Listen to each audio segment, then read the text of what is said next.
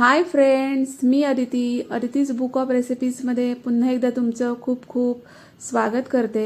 आज आपण हे भरपूर लेयर्स असलेले अगदी बेकरी स्टाईल पफ पॅटीस घरच्या घरी कसे बनवायचे ते बघणार आहोत। आता पॅटीस म्हटलं की नेहमी ते बेकरीतूनच विकत आणायचे आणि खायचं असा समज असतो, पण आपण पण घरी अगदी सोप्या पद्धतीने हे अगदी मस्त अगदी फुललेले पॅटीस बनवू शकतो। तर आज मी तुम्हाला ही सगळी रेसिपी व्यवस्थित शेअर केलेली आहे, त्यामुळे व्हिडिओ तुम्ही शेवटपर्यंत बघा। आणि जर तुम्ही माझ्या चॅनलला पहिल्यांदाच बघत असाल तर माझं चॅनल नक्की सबस्क्राईब करा। चला तर आता व्हिडिओला सुरुवात करूया। इथं मी 2 कप मैदा घेतलेला आहे। मैदा चाळल्यानंतर मी हा 2 कप मैदा घेतलेला आहे। याच्यामध्ये मी 1 चमचा मीठ घातलेला आहे आणि 3 चमचे हे तेल आहे। तर तेलाने काय होईल की पॅटीसचे जे कवर आहे ना ते एकदम खुसखुशीत असं होईल। तर त्याला हे तेल असं पूर्ण पिठाला चोळून घ्यायचं। हे बघा, पूर्ण पिठाला मी हे तेल व्यवस्थित लावून घेतलेलं आहे। आता हे पीठ आपल्याला मळायचं आहे, पण एकदम चिल्ड पाणी, एकदम फ्रीजरमध्ये ठेवलेलं एकदम थंड पाणी इथं वापरायचं आहे पीठ मळण्यासाठी। आणि घट्टसर असा गोळा याचा पिठाचा मळून घ्यायचा आहे। हे बघा, आणि याला झाकून असंच 10 मिनिटांसाठी ठेवून द्यायचं आहे। आता इथं मी हे डालडा घेतलेला आहे। हे जेमिनीचं 40 रुपयाचं डालड्याचं पॅकेट आहे, तर ते मी एका भांड्यामध्ये काढून घेतलेलं आहे। आणि याला आता मी गॅसवरून गरम करून घेतलेला आहे। फक्त वितळवून घ्यायचं, जास्त गरम करण्याची काही गरज नाही आहे। आणि इथं मी एकदम थंड असं पाणी घेतलेलं आहे, त्याच्यावर थोडासा बर्फ पण तयार झालेला आहे। तर त्याच्यावर हे भांडं ठेवून मी हे सतत ढवळत राहिलेले आहे। हे बघा, मी सतत हे मिक्स केलेलं आहे। आणि हे बघा, तुम्ही बघू शकता पुन्हा हे घट्ट झालेलं आहे। तर हे घरगुती मार्गरीन आहे। पफ पॅटीस करण्यासाठी मार्गरीन लागतं आपल्याला। बेकरी जे करतात बेकरीमध्ये त्यांच्याकडे पण हे मिळू शकतं, पण त्याच्यापेक्षा हे एकदम इझी पडतं। तर मगाचा पिठाचा गोळा मी व्यवस्थित मळून घेतलेला आहे।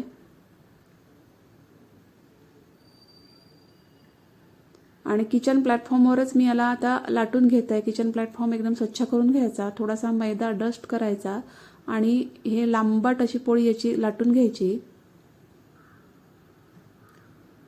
कडेकडेने पसरवत पसरवत एक लांबट पोळी याची मोठी अशी लाटून घ्यायची।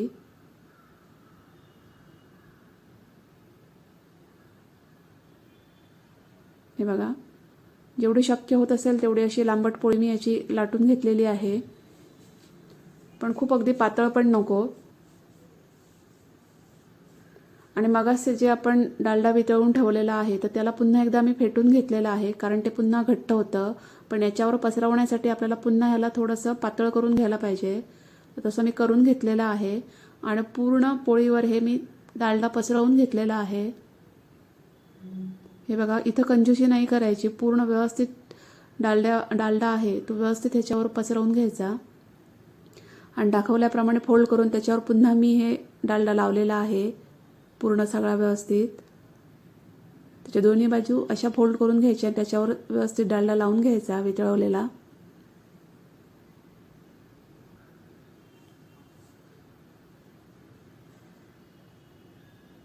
आता खालच्या बाजूने पुन्हा एकदा फोल्ड करायचं, त्याच्यावर पुन्हा एकदा डालडा लावून घ्यायचा। वरच्या बाजूने पुन्हा एकदा फोल्ड करायचं, त्याच्यावर पण पुन्हा एकदा डालडा व्यवस्थित लावून घ्यायचा। आणि मधून फोल्ड करून हे पूर्ण असं एक तयार करून घ्यायचं। तुम्ही बघू शकता।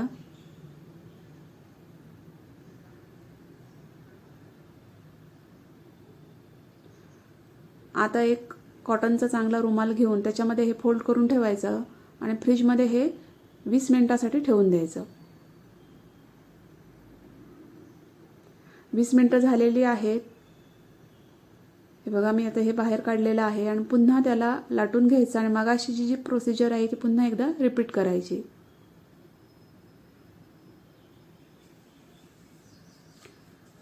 पॅटीसची जी शीट आहे ही बनवण्याचा थोडी मेहनत आहे, बाकी पॅटीस एकदम सोपे आहेत।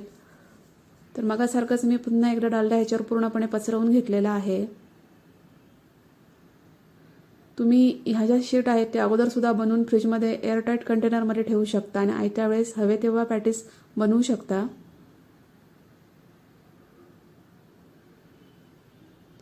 दाखवल्याप्रमाणेच ह्या शीट आहेत त्या फोल्ड करायच्या आहेत, तरच लेयर्स खूप छान येतात.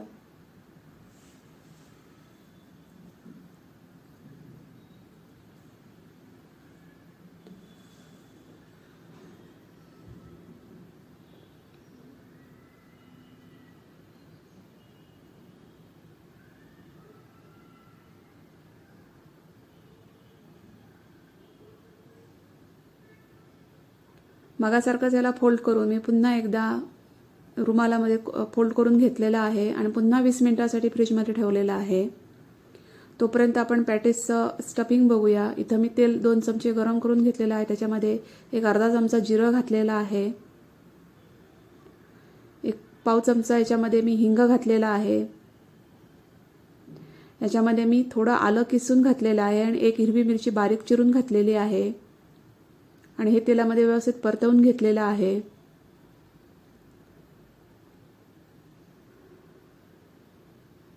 याच्यामध्ये मी हे 1 चमचा धणे आहे तर त्याचा मी कूट करून घेतलेला आहे, म्हणजे जाडसर कूट करून घेतलाय खलबत्त्यामध्ये, तो घातलेला आहे.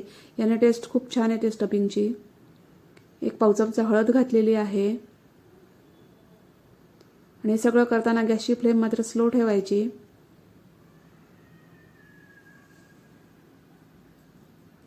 आणि याच्यामध्ये मी हे 1 वाटी मटार आहे ते थोडे मी बॉईल करून घेतले आणि थोडे क्रश केले आणि ते याच्यामध्ये घातलेले आहे. 3 बटाटे आहेत ते उकडून स्मॅश करून ते याच्यामध्ये घातलेले आहे.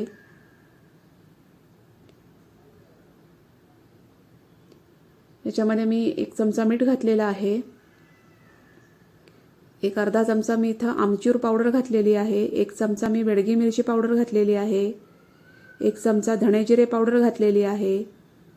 एक अर्धा चमचा मी इथं गरम मसाला घातलेला आहे आणि आता हे सगळं मी व्यवस्थित एकत्र करून घेतलेलं आहे. इथं कुठेही बटाट्याची फोड ठेवता कामा नये, पूर्ण बटाटा स्मॅश केला पाहिजे. थोडी कोथिंबीर घातली आणि हे नीट मी मिक्स करून घेतलेलं आहे.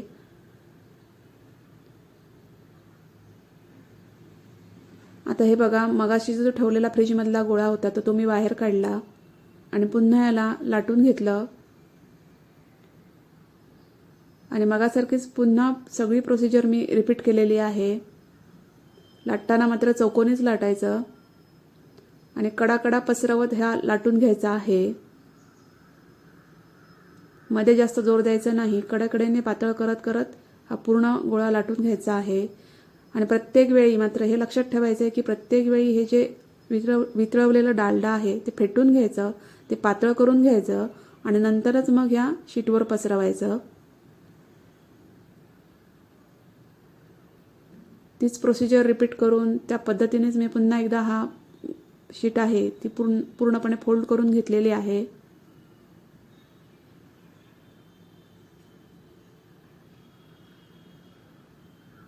बरोबर 3 वेळा आपल्याला ही प्रोसिजर रिपीट करावी लागते. आता ही 3री वेळ आहे.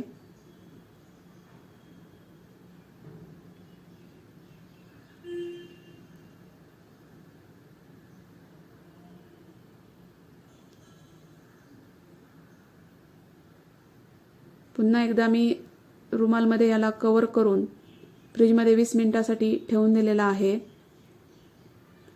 20 मिनिटं झालेली आहेत आणि पुन्हा एकदा याला मी मगासारखंच चौकोनी व्यवस्थित लांबट असं लाटून घेतलेलं आहे.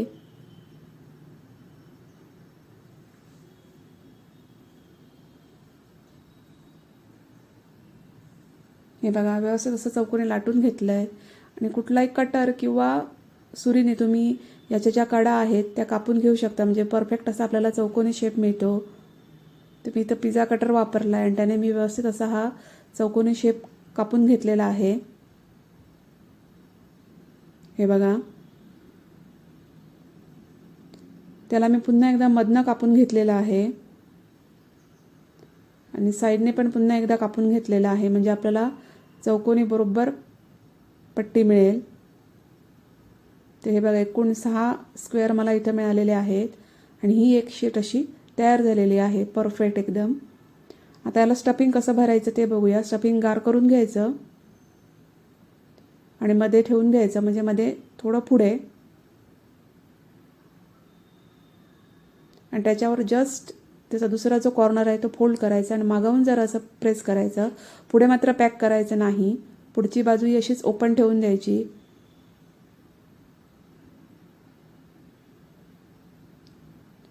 तर काही पॅटीस मी ओव्हनमध्ये बेक करणार आहे आणि काही कढईमध्ये.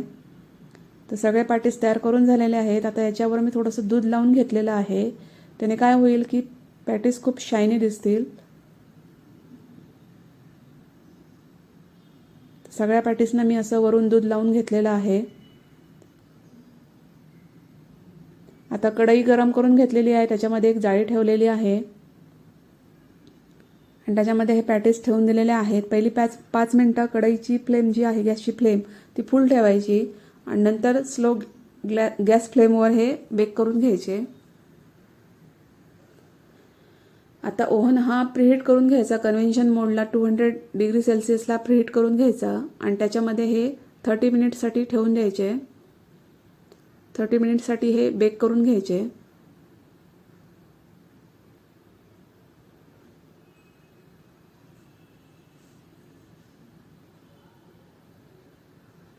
हे बघा 30 मिनिटं झालेली आहेत आणि मस्त असे पॅटीस, अगदी बेकरी स्टाईल, एकदम परफेक्ट असे पॅटीस आता हे तयार झालेले आहेत.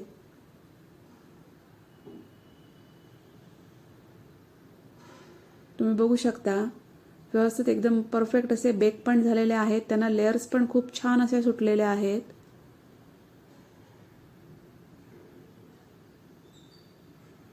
तर हे बघा परफेक्ट असे पॅटीस आपल्या घरच्या घरी तयार झालेले आहेत. हे बघा मस्तपैकी असे बेक झालेले आहेत. दोन्ही बाजूने लेयर्स पण खूप छान सुटलेले आहेत. आणि हे आहेत ते कढईमध्ये जे मी बेक केले. थोडा गॅसवर थोडा वेळ लागतो, पण हे बघा कढईमध्ये पण खूप छान असे बेक होतात. खूप छान असे लेयर्स सुटतात. 30 ते 40 मिनटं लागतात कढईमध्ये ह्यांना बेक करायला. ते व्हिडिओ कसा वाटला ते कमेंट्समध्ये नक्की सांगा. व्हिडिओ आवडला असेल तर लाईक करा, शेअर करा, माझ्या चॅनलला सबस्क्राईब करा. थँक्यू.